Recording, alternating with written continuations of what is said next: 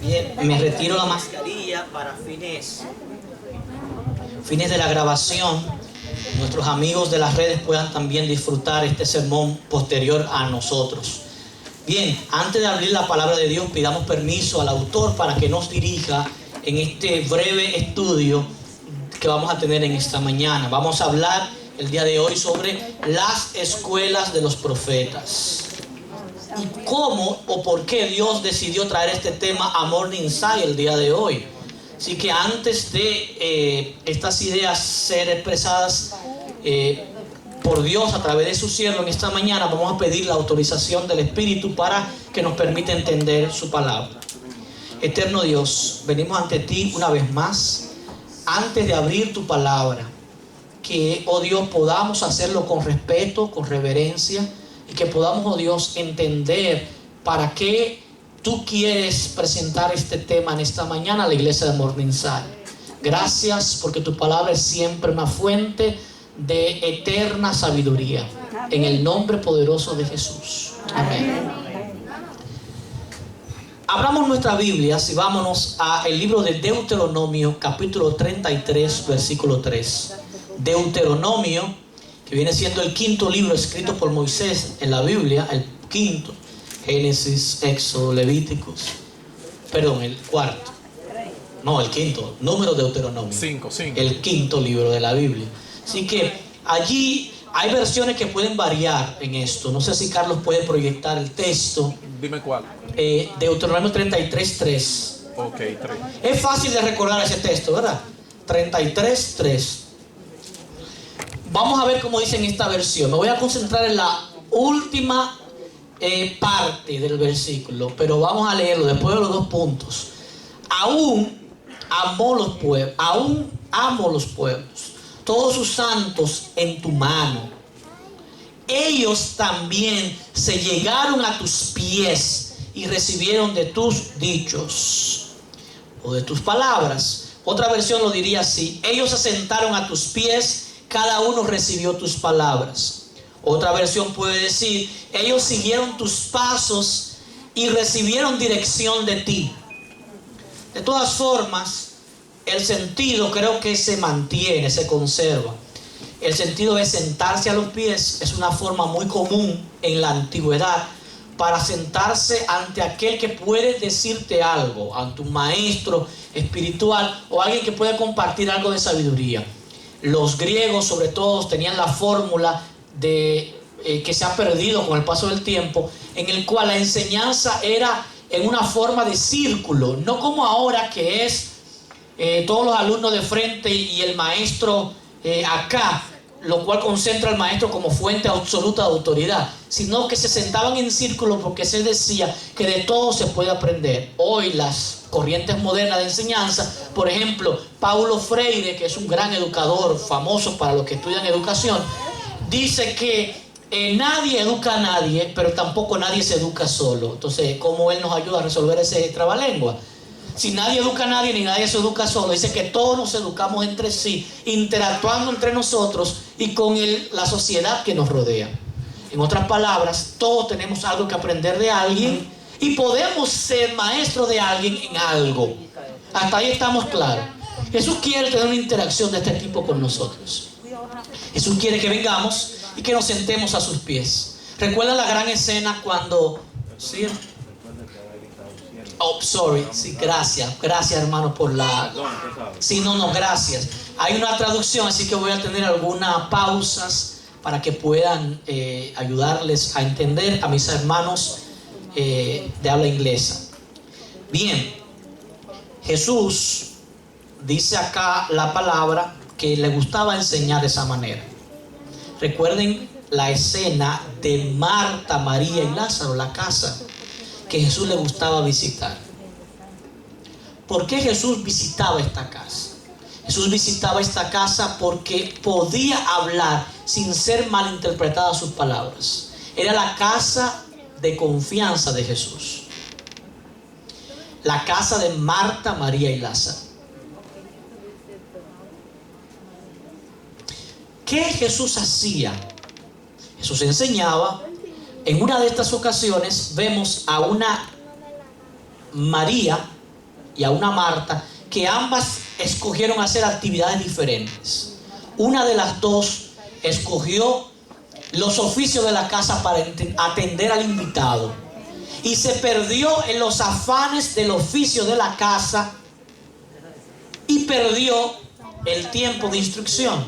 Se parece mucho a muchos hermanos que veo modernamente, que por atender el servicio de almuerzo que tenemos después del culto, pues dejan de estar aquí presentes y se van a preparar la comida para que los demás coman. Es bueno, ese servicio es bueno, pero hermano, estás perdiendo tu comunión al hacerlo. El Espíritu de Dios quiere decirte en este momento que cuando tú vengas ante el Señor, siéntate a sus pies, escucha su palabra. Todo lo demás es secundario. Cuando me tocó dirigir como anciano, primer anciano, muchos años en la iglesia donde vengo, en República Dominicana, el primer principio que establecimos, después de establecer la comunión en la comida, que es parte del culto, que muchas iglesias no lo hacen, muchas iglesias terminó el culto y cada quien para su casa. Eso desde el punto de vista bíblico no está bien, hermanos. La sociedad, el culto se completa con el partimiento del pan. Eso fue lo que atrajo al Espíritu Santo a la iglesia antigua. Voy a seguir con la historia para no desviarme mucho. En fin, es que una de las dos escogió los oficios, mientras que la otra escogió lo que Jesús dijo, la mejor parte. ¿Y cuál era la mejor parte? Que no le sería quitada. Estar a los pies de Jesús. No hay lugar más alto ni más sublime que estar ante sus pies. Estar ante sus pies. Ese es el mejor lugar para sentarse. Porque allí Jesús comienza a enseñarnos a través de su palabra y a instruirnos. Cada uno recibió tus palabras. Dice la versión más antigua, recibieron dirección de ti, recibieron de tus dichos. Con el paso del tiempo, Dios creó un plan educativo para su pueblo.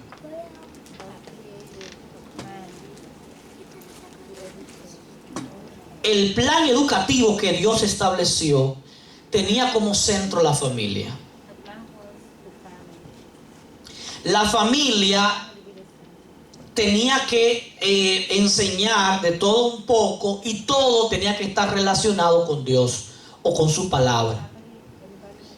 Ese fue el plan educativo original de Dios. Con el paso del tiempo la humanidad lo perdió, pero Dios lo recuperó cuando llamó al pueblo hebreo al salir de Egipto. Entonces comenzó a educarlos hasta para salir de la mentalidad de esclavos y entenderse como personas libres que adoraban a un Dios que otorgaba libertad, especialmente el libre albedrío. Pero ¿qué pasó con el tiempo? Con el tiempo, tres cosas dañaron el plan educativo de Dios en las familias. Número uno, la indiferencia. ¿Qué significa indiferencia? Porque tal vez el plan educativo de Dios se ha dañado también en algunos de nosotros por la indiferencia. Mucha gente sabe lo que Dios ha escrito a través de su palabra, ha ampliado a través de sus profetas. Incluyo en esa amplitud también una persona que entendemos Dios habló a través de ella como profeta, Ellen White. Sin embargo, muchos de nosotros puede ser que hayamos entrado en el mal de la indiferencia. Me da lo mismo que lo diga como que no lo diga, yo sigo haciendo lo que yo quiero. Me da lo mismo que sea un consejo de Dios para mi bien, no me cuide así que yo solo me sé cuidar. Me da lo mismo un mandato expreso de Dios y nosotros hemos soltado, en una expresión muy dominicana, hemos soltado en banda hemos dejado simplemente a la deriva, que salgan las cosas como sea, muchos aspectos de nuestra vida y de la de nuestros hijos. De tal manera que nadie parece considerar que es una responsabilidad espiritual la educación de los hijos. Hoy en día, en la altura del mundo en la que vamos, nosotros parece que no entendemos cómo el enemigo está adoctrinando a nuestros hijos en las escuelas públicas de este país, sobre todo. Doctrinas como el movimiento LGTBQI, y no sé si le han agregado una letra nueva, pero la ONU acaba hace unos años de aprobar algo no científico, algo no bíblico, algo que no tiene, carece de toda lógica humana y divina. Y es el hecho de que existen, según la ONU, no me vean a mí, existen más de 100 sexos según la ONU. Más de 100 géneros según la ONU. Usted puede ser desde pansexual, transexual, y por ahí usted se puede ir. Recientemente un señor, salió la noticia, un señor famoso porque se había casado con una muñeca inflable, y eso salió por la noticia, y la sociedad ya ve eso como algo normal. Él se divorció de la muñeca inflable y se está casando con su tostadora.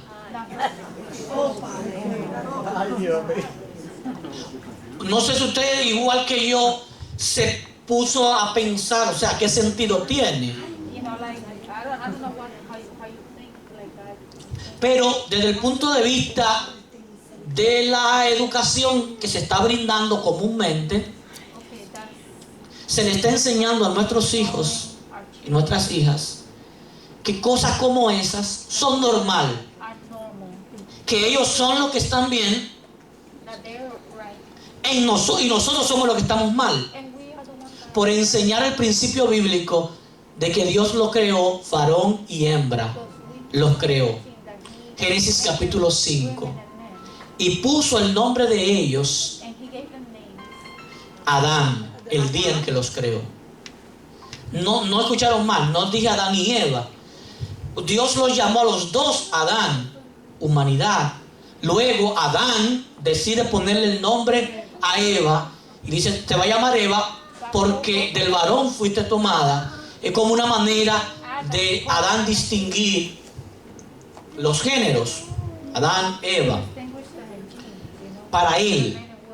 Pero para Dios somos una sola raza, la raza humana. La raza humana. Y luego dentro de esa raza hay dos sexos, masculino y femenino. Eso es lo bíblico. Eso es lo que debería enseñarse en las escuelas. Eso es lo científico. Recientemente vi un estudio en el cual se dice que usted puede distinguir el cuerpo muerto de un hombre de una mujer solamente por una célula. Las células en sí mismas tienen información genética y le dicen si es hombre o mujer. Una célula. No estoy hablando de una persona ni de un cuerpo completo. La sangre, que es simplemente un componente, podría determinar ciertas cosas. De hecho, hay exámenes médicos donde a nuestras madres, muy probablemente alguna de ustedes lo hizo, examen que habla o revela si usted está embarazada o no. Y luego más adelante se puede determinar si es varón o es hembra en cierta semana de la gestación. Pero la humanidad está enseñando cosas diferentes. Y muchos de nosotros estamos pecando de indiferencia. ¿Cómo así? No estamos a favor, no estamos en contra, y me da lo mismo una cosa como la otra. Lo peor es que nuestros hijos, que no tienen el mismo filtro adulto que nosotros, están siendo enseñados que eso que dice la Biblia no es exactamente así como lo dice la Biblia, y que la humanidad permite que usted pueda agregarse a cualquiera de los sexos. Yo tengo que avanzar porque el tiempo me apremia. Lo segundo es la infidelidad. Lo segundo que dañó el plan educativo de Dios, la infidelidad. Dios había dado mandatos directos y el pueblo tenía que ser fiel a lo que Dios dijo. Pero por temor a ciertas cosas, rechazaron lo que Dios dijo y fueron infieles a las palabras de Dios y aceptaron y firmaron otras cosas, que es lo tercero que dañó la educación que Dios quería establecer en su pueblo. Lo tercero fueron las influencias idólatras del exterior, que llevaron al pueblo por un camino pagano muy diferente al ideal de Dios. Influencias idólatras. Ahora, observemos un poco de cuál era el modelo que Dios había diseñado, para que podamos entender por qué la escuela de profetas fue y podrá ser ahora el único mecanismo que tendremos para poder ayudar a nuestros hijos y nosotros mismos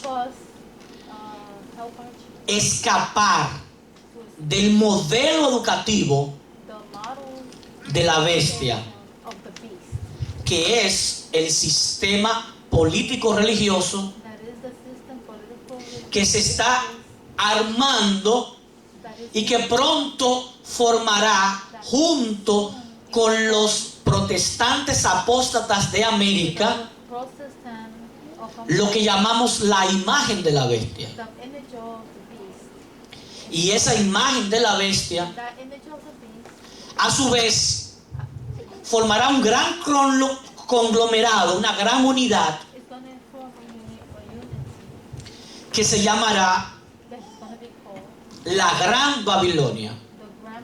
¿Por qué la Gran Babilonia? Porque el mundo estará en un sistema de confusión tal que nadie sabrá distinguir entre su mano derecha y su mano izquierda, excepto aquellos que permanezcan fieles a Dios, que les importe lo que está pasando como un tema para tomar atención, y que rechacen la influencia idólatra. En el sistema educativo hebreo, Dios era el director, el superintendente. Por debajo de él estaban las madres y los padres. Las madres formaban las maestras educadoras, y en el hogar influían en los niños las diferentes cosas hasta una edad X que la sociedad los recibía. Esa edad era los 12 años de edad. Hasta los 12 años de edad, los niños eran mantenidos en un homeschooling, en un sistema de enseñanza del hogar. Posteriormente, Dios nos reveló a través de Ellen White que esta edad no puede ser menos actualmente que la de 6 años de edad.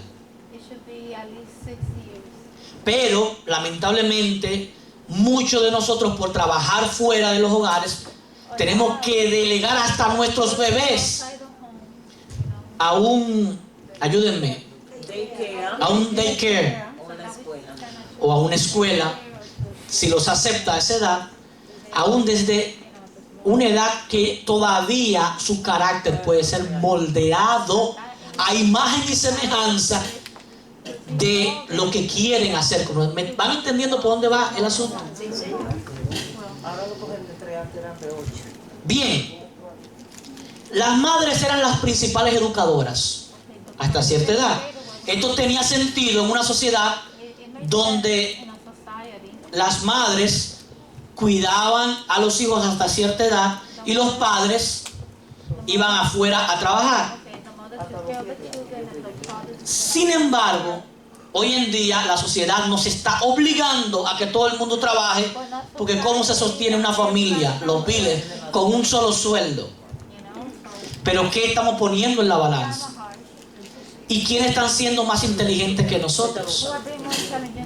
Hay otras culturas, como los judíos, que aunque ya no son el pueblo señalado por Dios como pueblo, sin embargo conservan algo de esta educación, y las madres educan a sus hijos hasta cierta edad todavía. Y si ustedes ven el comportamiento de esos hijos, independientemente de que usted esté de acuerdo o no, tiene que coordinar en algo.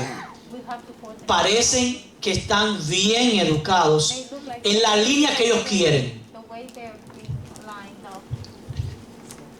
Ojo con esto. Los padres eran los sacerdotes de cada familia. Los padres, hablando del padre, no papá y mamá, sino el papá. No la abuela. No, mucho menos la abuela. La abuela, los abuelos, no sé si ustedes saben que los abuelos no, perdónenme los abuelos, no sirven para criar. No, los abuelos no sirven, no están diseñados para que, porque los abuelos en una etapa de la vida Son apoyadores. que es diferente. Los padres tienen la responsabilidad directa de criar. Los abuelos pueden acompañar a un apoyo de la crianza, pero ya los abuelos cumplieron su trabajo.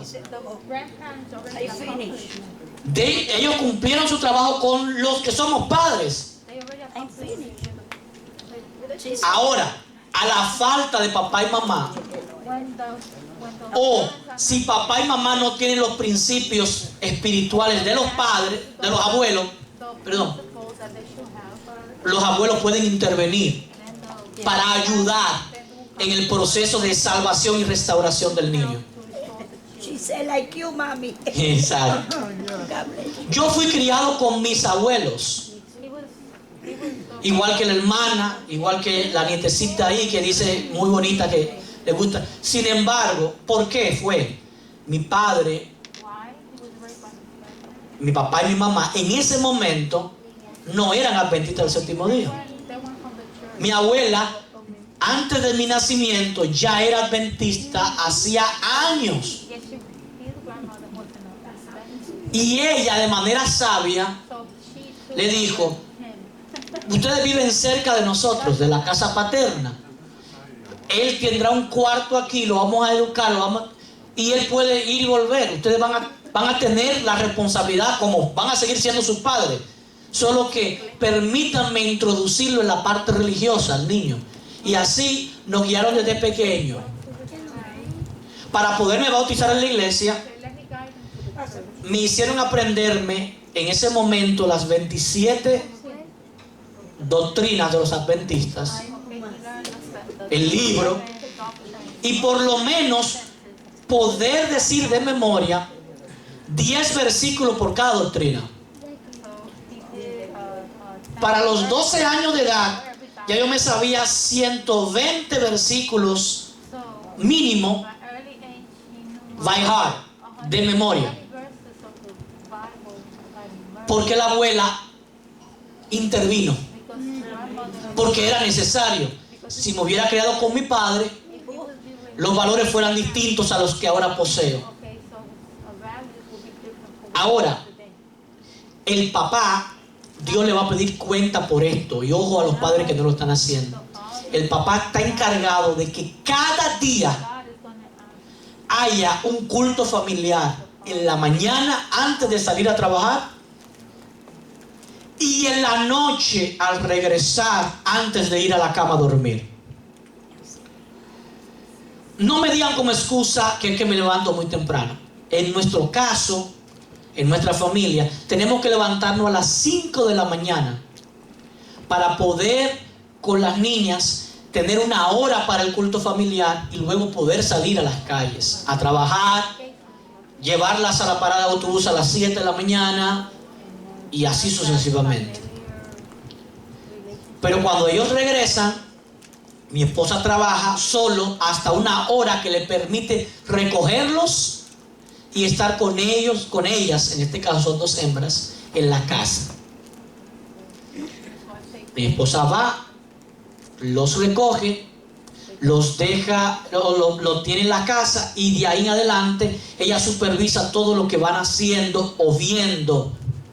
Tienen horarios para todas las cosas, desde ver televisión, hay horario asignado para cada día, hay días que no tienen y hay días en el cual hay que cambiar la programación si quieren ver las cosas, como es el sábado. Desde el viernes a puesta del sol hasta el sábado, todas las horas, cuando les ocurre que estemos en la casa porque no tenemos ninguna actividad de iglesia, ven cosas de corte espiritual, como por ejemplo Superlibro de Superbook, que le recomiendo a los padres, el que tenga hijos pequeños, que pueda tenerlo. El tiempo me traicionó, yo voy a tener que acelerar y voy a pedirle perdón a mis amigos en inglés, porque necesito 10 minutos para terminar un par de ideas. Los padres entonces se les exige ser el papá, el sacerdote del hogar, y Dios le va a pedir cuenta, no a la mamá, sino al papá, si en materia espiritual hay alguna debilidad que lleve a la perdición de esos hijos, hasta la edad de mayoría de edad. ¿Me explico? Ya después de que los hijos son mayores de edad, tendrán, creo que el hermano Domingo fue el que dijo ahorita, que usar su libre albedrío. No recuerdo quién lo dijo ahorita. Pero Dios nos entrega el libre albedrío para decidir una cosa o la otra. Pero cuando tengamos la mayoría de edad, Ellen White, por inspiración profética de Dios, dice literalmente, hasta la mayoría de edad, papá y mamá son Dios para los hijos en la casa. Amén. Lo que implica que los niños no pueden tener ninguna voluntad indominada, de tal manera que ellos me dominen a mí, sino que yo soy el que debo de imponer qué reglas. Por ejemplo, que veo muchos niños con problemas de este tipo. No quieren comer ni vegetales ni frutas en la etapa donde más lo necesitan. El diablo sabe que lo necesitan para su formación en el cerebro, su mente crezca sana y fuerte. ¿Qué hace el enemigo? Interviene a través de todo lo que ven y hacen, de tal manera que aborrezcan las verduras, frutas y vegetales. Y cuando usted le pone una zanahoria, usted le está poniendo un cuchillo básicamente. Para muchos niños, no quiero. Y muchos padres se dejan sobornar de los hijos y hacen a la voluntad de ellos lo que ellos quieran, para comer lo que ellos quieran. Si por ellos fuera, solamente comieran dulces. McDonald's, le encanta, pizza, en fin, comida chatarra. Pero Dios nos ha dado un sistema de salud a la iglesia adventista. Amén. Gloria a Dios. Así que, ¿qué estamos haciendo con nuestros hijos en materia de educación? Mi niña Catherine acaba de cumplir 13 años de edad. Hasta los 13 años de edad no tuvo ningún aparato electrónico, celular. Y él me decía, cuando me dijo las primeras veces, pero es que todos mis amigos, desde los 8 años en adelante, ya tienen celular en la mano. En mi casa, la niña más pequeña que tiene 8, está prohibido el aparato del celular, porque el aparato del celular es un aparato para adultos. Está diseñado. Hay una ciencia que se llama la ergonometric, que habla inclusive del tiempo de exposición ante pantallas de los niños. Usted se sorprendería con saber que un niño no puede estar más de 30 minutos consecutivos frente a una pantalla. Que después de 30 minutos, dicen los científicos, tiene que pararse, descansar los ojos y salir a montar bicicleta o a correr o a hacer algo al aire libre y volver. Pero estamos haciendo todo lo contrario en el plan educativo que tenemos. Estamos encerrando a los niños en un espacio y ahora queremos ponerle pantallas por todos los lados. Y si se dan cuenta, hasta los bebés ya saben manejar el celular. Y usted dice, ¿quién le enseñó? Y usted dice, ¿cómo este bebé se fresco? Una expresión dominicana que significa que atrevido este bebé. O sea, mira qué sabio es, que ya sabe. ¿Cómo sabe? ¿Cómo sabe? ¿Quién le enseñó? Tenemos que tener en cuenta quién les está enseñando y por qué. ¿Cuál es el objetivo final? Bueno, el padre como encargado diseñaba la base de lo que posteriormente serían los maestros. Y aquí entra la escuela de los profetas. La escuela de los profetas fundada por Samuel, que veremos esta tarde. A propósito, hay premio esta tarde para los que respondan las preguntas. Esta tarde tenemos una dinámica que se llama el béisbol bíblico. Esta tarde usted va a dar batazo espiritual. Esta tarde. Va a dar sencillo, va a dar doble, va a dar triple, va a dar home run. Vamos a ver cuáles son los próximos peloteros del Señor en esta mañana. Ojalá que nadie se haga out, porque out es que están fuera. Es verdad. Sí, así que esta tarde tenemos esa dinámica. Tenemos 5 libros para regalar, porque vamos a jugar en equipo esta tarde. Vamos a jugar en equipo. Volviendo al tema, Dios levanta a Samuel para que establezcan escuela de profetas, para que sean un plus a esta educación, para la educación de la juventud. Y Samuel, antes de él, le digo, ¿qué se enseñaban en estas escuelas? No es como las escuelas de teología moderna, que ahora van a estudiar una cosa y ya. En estas escuelas es lo más parecido al sistema educativo que nosotros tenemos, combinado con la escuela de teología. Se le enseñaba historia sagrada, cómo a través de la historia Dios fue guiando no solo al pueblo, sino a la humanidad. Nuestros hijos necesitan conocer las historias. Cuando yo era niño, habían programas especiales para niños, como Mi Historia Favorita. ¿Cuántos escucharon ese programa? Mi Historia Favorita. Recuérdenme otro. Había unos libros que vendían los colportores. Bellas historias de la Biblia. Ese mismo. Bellas historias de la Biblia. Que había una colección, creo que eran 10 libros o 12, ahora no recuerdo el número exacto. 12. Y esa historia a mí me fascinaba. Entonces, interesante. No sé si esos libros todavía, hermana, se venden. Sí. Bueno, sería interesante que al mismo tiempo que colaboremos con el trabajo de la hermana como colportora, usted tenga esos libros en la casa. ¿Usted quiere decir algo, hermano?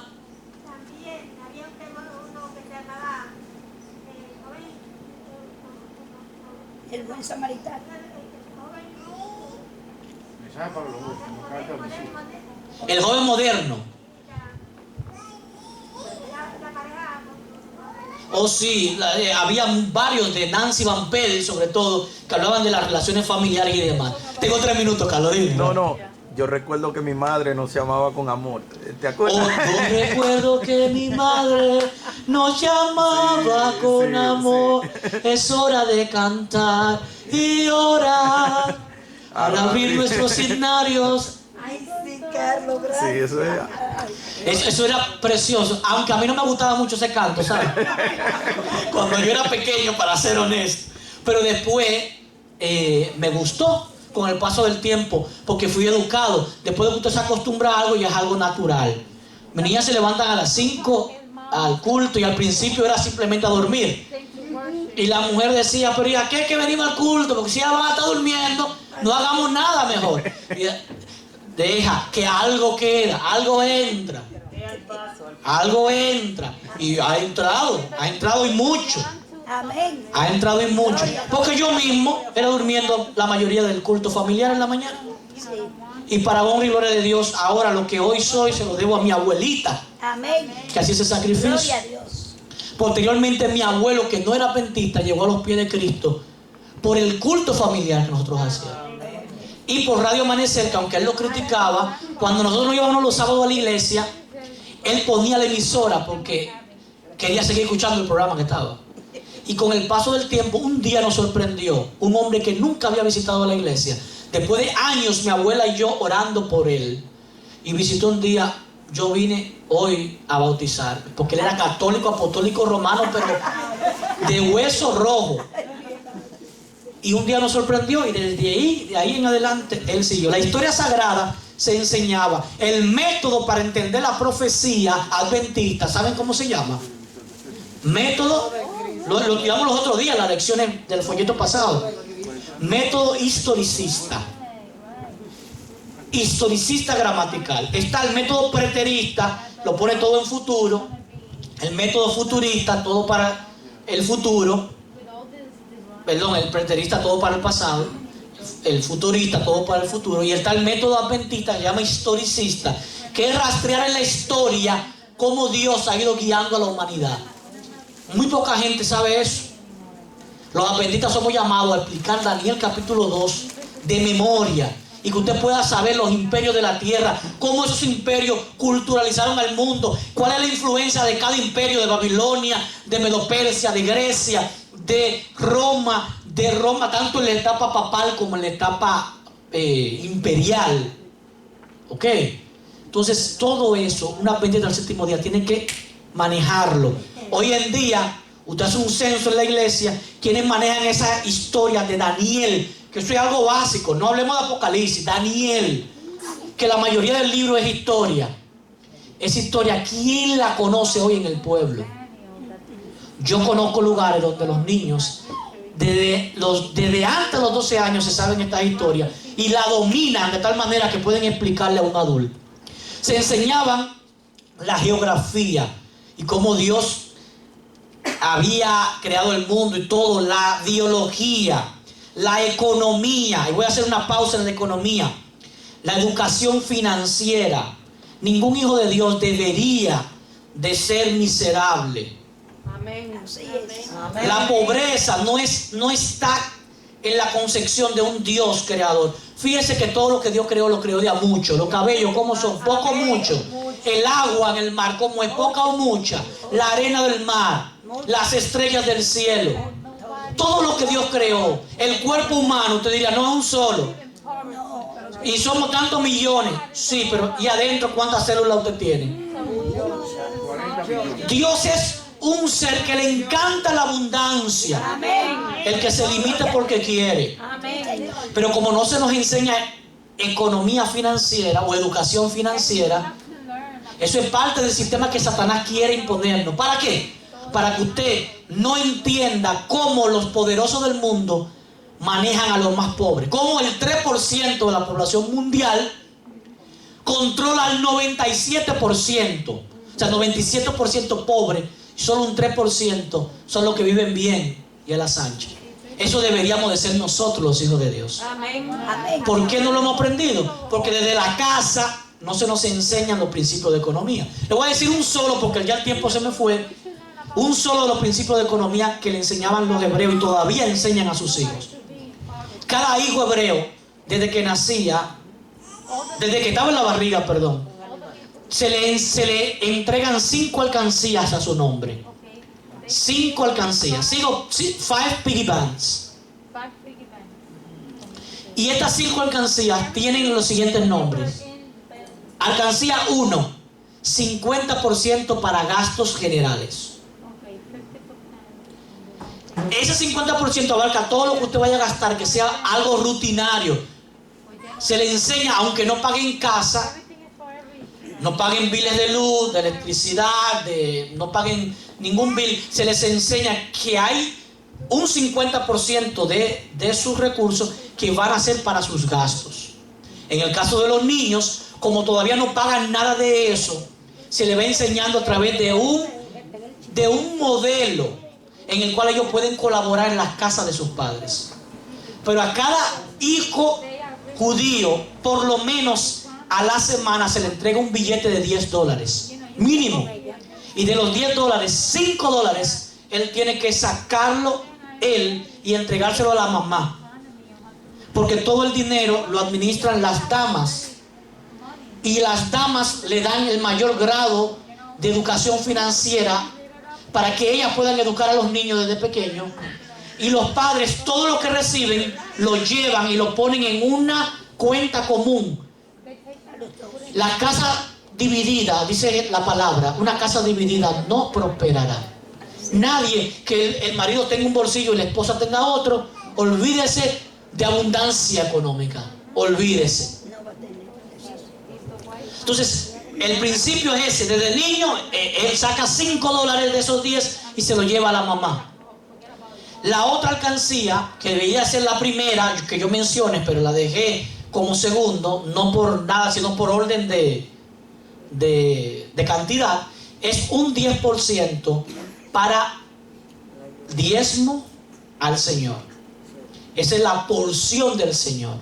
Desde pequeños saben que de cada $10, uno es de Dios. Intocable. Eso se lleva a un templo, a una sinagoga, para ser usado para ayudar, no para ayudar, para la propagación del evangelio. En el caso nuestro adventista, en el caso de ellos, para la propagación de su fe, ¿no? de su cultura. Y con eso se le paga, en el caso nuestro, a los pastores, misioneros, etc. Hay algunos otros que somos voluntarios, que donamos nuestro tiempo y nuestros recursos para la obra de Dios, sin que nos paguen un peso. Vamos donde nos llamen, estamos ahí para servir. Si nos dan una ofrenda en el nombre del Señor, la aceptamos, pero no estamos detrás de los panes y los peces. No somos asalariados. ¿Me doy a entender? Entonces, esta economía sigue con el 20%, que es la tercera alcancía, es para inversión. Usted lo va a ahorrar para buscar una oportunidad a futuro mientras vaya creciendo el dinero, para poder invertir ese dinero en cualquier cosa. No importa que usted fracase o tenga éxito. Después de cierta edad, cuando usted se casa, al año de casarse, se le entrega un dinero de la comunidad. Todo el que todavía el que ya tiene hogar, lleva una porción de dinero y se le entrega a esa persona que se acaba de casar, y se le da 3 oportunidades para que emprendan un negocio. Usted tiene 3 oportunidades para que usted haga el negocio que usted quiera. Falló, ok, tiene la segunda. Falló, tiene la tercera. La tercera es la vencida, dicen. Si usted no hizo algo que progrese, entonces usted sirve para ser empleado de otro. Usted se conforma con ser buen pago, pero en una empresa de ellos. ¿Me doy a entender? Sí. ¿Por qué nosotros no podemos hacer eso? Nuestra cultura latina y nuestra cultura cristiana nos ha desviado sin querer de los principios que el mismo Cristo enseñó, y los apóstoles y los profetas. Y por eso hoy en día no sabemos lo que significa invertir. Y ese principio, ¿saben quién lo usó? José. ¿Por qué José salvó al mundo entero de una hambruna? Porque el 20%, la quinta parte, dice la Biblia, ¿verdad? La quinta parte de cada 5-1 es lo mismo que el 20%. ¿Me doy a entender? José guardó la quinta parte ¿por cuántos años? Por 7 años. Y salvó al mundo de una hambruna ¿por qué tiempo? Sin que se produjera un solo grano más. Porque con eso lo invirtió en los pueblos que no tenían comida, y eso le causaron rédito, y los réditos, entonces el interés causó más y más, y Egipto se convirtió en la nación más poderosa del antiguo mundo. Lo único malo es que después lo usaron en contra de ellos mismos. Pero el principio está ahí. No sé si me entienden. El principio de ahorrar el 20% está ahí. Ahora, el otro 10%, me quedan 10%. El otro 10% es un diezmo que usted tiene que pagarse a usted primero. Todos los maestros millonarios saben este consejo. De lo que usted gana, después de usted sacar el 10% de Dios, usted tiene que sacar un 10% para usted. usted lo usa en lo que le cause satisfacción a usted. Un vestido.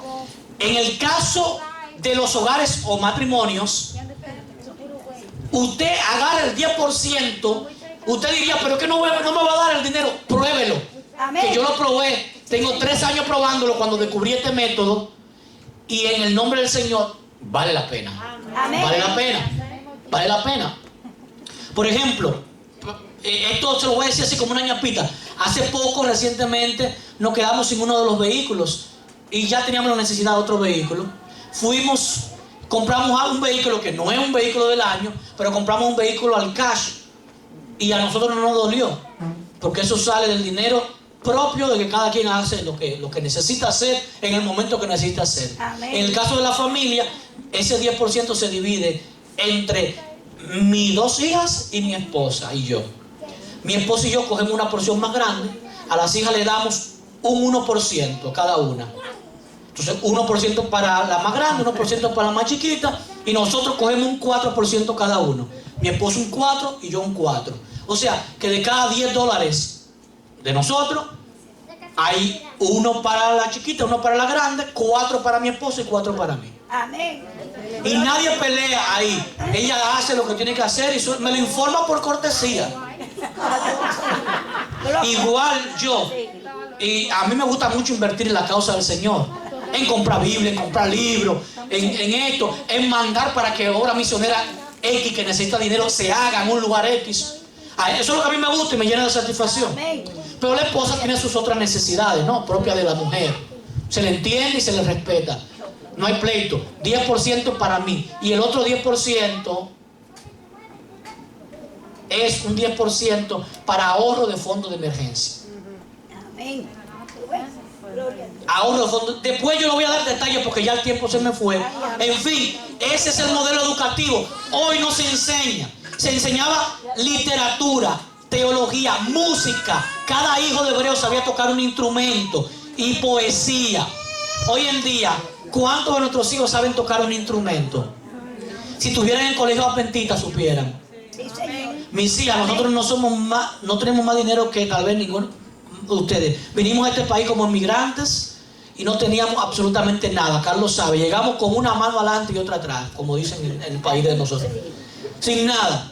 Y gracias al Señor, nuestras hijas nunca han dejado de ir al colegio adventista. Bien caro, pero estamos invirtiendo en una educación para la eternidad. Amén. Entonces, el modelo educativo que están tus hijos, ¿cuál es? ¿A qué se dedican? ¿Dónde van?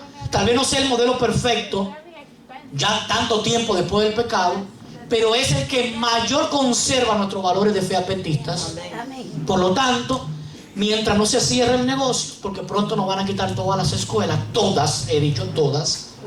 No se trata de nosotros, de que nosotros somos... No. Se va a hacer esto. Y ya hay países que se está haciendo así. Y el que no lo hace así, no tiene los permisos para operar. En mi país, República Dominicana, el Estado está controlando las escuelas a tal nivel de que yo tengo amigas adventistas que tenían colegios, directoras de colegios, que han tenido que cerrar sus escuelas porque lamentablemente el sistema está interfiriendo ya en nuestros propios sistemas educativos. Ojo con eso. En otro momento desarrollaríamos. La escuela de los profetas, Samuel hizo 3 cosas y con esto termino. Servía de barrera contra la corrupción generalizada.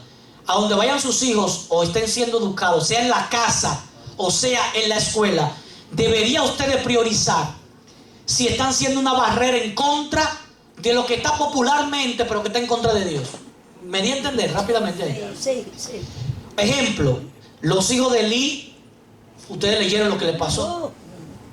Dios llamó a Elí como sacerdote. ¿Saben que el papá de Samuel, Elcana, debería ser uno de los sacerdotes del templo? Pero que no era sacerdote porque el sistema de corrupción fue tan fuerte que se metieron en la religión, como va a pasar en Estados Unidos, y se volvieron apóstatas y no le permitían ejercer. A Elcana no le permitían ejercer su ministerio. Dice Ellen White, no lo digo yo. Por si acaso, capítulo 55, 56, 57 de Patriarcas y Profetas. Ahí usted encuentra un compendio de los primeros 5 capítulos que ustedes leyeron esta semana. ¿Ok? Elcana no le permitían ejercer. Y Elí, que estaba ejerciendo, no guió a sus hijos como era. Por eso Dios vio a futuro y a través de Ana, una sierva de Dios, levantó a un Samuel. Y ahorita vamos a ver eso, la dinámica de la tarde, para no... Voy a dejarlo un poquito para un devocional en la tarde. Amén. 2, tenía que cuidar el bienestar moral y espiritual de la juventud. ¿Qué juventud? Se le está cuidando su moral. Hoy en día, en una sociedad inmoral, ¿cómo está nuestra juventud? ¿Igual que los demás? ¿O estamos ayudando a tener una barrera? Fomentar la prosperidad de la nación. Y se creaban hombres capacitados para obrar en el temor de Dios y para ser jefes y consejeros. Se les enseñaba a orar. No solamente que tenían que orar, sino cómo orar. Hoy en día la iglesia no sabe ni siquiera qué significa una vigilia. Y usted diría, no, sí, yo claro que yo sé, una vigilia ir a la iglesia, un día en la noche y amanecer hasta el otro día. Déjenme decirle que en la Biblia eso no es vigilia. En la Biblia vigilia son 3 horas del día. Y hay horarios específicos. De 3 en 3. De las 3 a las 6, de las 6 a las 9, de las 9 a las 12, de las 12 a las 3. Y así vuelve el ciclo. Hay 4 vigilias nocturnas, 4 vigilias en la mañana. Se me va el nombre ahora. Diurna, creo que. Sin celular. Entonces, ¿quién de nosotros está tomando tiempo para vigilar? En el concepto bíblico de la palabra. Tomarse 3 horas. Estas 3 horas yo las voy a dedicar para Dios. De cualquier día en la semana, entre semanas. Apartarse a un parque por ahí con un par de libros en la mano y su Biblia. Y decir, yo voy a hacer una vigilia para Dios. No hay límite. Usted puede hacerlo en la noche o en la mañana, a la hora que usted quiera. ¿No? Y dentro del marco bíblico. Ahora, se les enseñaba a comprender y a obedecer las enseñanzas del Espíritu Santo. Hay mucho, ya quiero concluir ahí diciéndoles, por lo menos cada iglesia adventista del séptimo día debería tener los sábados de la tarde, aparte de una sociedad de jóvenes, una sociedad, y qué bueno que los jóvenes lo están haciendo así, una sociedad que les permita estudiar más profundamente la Biblia en conjunto con lo que nosotros llamamos como adventistas el espíritu y profecía. Amén. Que creemos que hay mucha revelación, más de la que podemos leer tal vez, en los escritos de la señora Ellen White, que no es la única que tiene el don de profecía. El don de profecía es un don entregado a la iglesia, pero que en ella brilló de manera especial. Por lo tanto, vamos a aprovechar lo que ya Dios le dio a ella y vamos a repasar lo que hay ahí y ver cómo el Espíritu me habla a mí y a través de mí puede hablarle a otros para que puedan entender qué viene. De eso se trata las escuelas de los profetas. Dios está llamando a la iglesia de Morningside en esta mañana. Quiero hacer un reto como llamado final. Dios llama a la iglesia de Morningside a comenzar a estudiar el espíritu, profecía y la Biblia en conjunto, que puedan ampliar los conocimientos de la palabra de Dios. Dios llama a la iglesia de Morningside a tener una escuela de profetas. Dios llama a la iglesia de Morningside a que sea una barrera en contra de la corrupción generalizada. ¿Cuánto aceptan ese primer reto? Amén. Dios llama a la iglesia de Morningside a cuidar el bienestar moral y espiritual de la juventud. ¿Cuánto se comprometen a eso? Gloria a Dios. Dios llama a la iglesia de Morningside a fomentar la prosperidad Amén. de la futura iglesia Morningside, de hombres y mujeres, a capacitarlos para obrar en el temor de Dios y ser jefes y consejeros de esta sociedad donde viven. Que todo el mundo conozca, como Carlos dijo el testimonio, que en una empresa X hay un hijo de Dios. Si lo que le toca es limpiar, que no haya nadie que conozca más que usted el trabajo que está haciendo de manera profesional. Amén. En lo que sea usted se puede destacar. Si hay algo que coinciden todos los maestros millonarios en lo siguiente: no hay una profesión específica para hacerse millonario. Y usted puede comenzar desde cero. A futuro, su servidor puede venir ya en momentos, sábado en la noche, podemos hacer alguna dinámica, Carlos, uno de estos días, para hablar de finanzas personales. Amén. Nos hemos especializado en eso porque nos motivó, después de que Dios nos reveló este tema, a investigar con profundidad. Y al investigar hemos descubierto muchos secretos que al aplicarlos nos han convenido como economía familiar.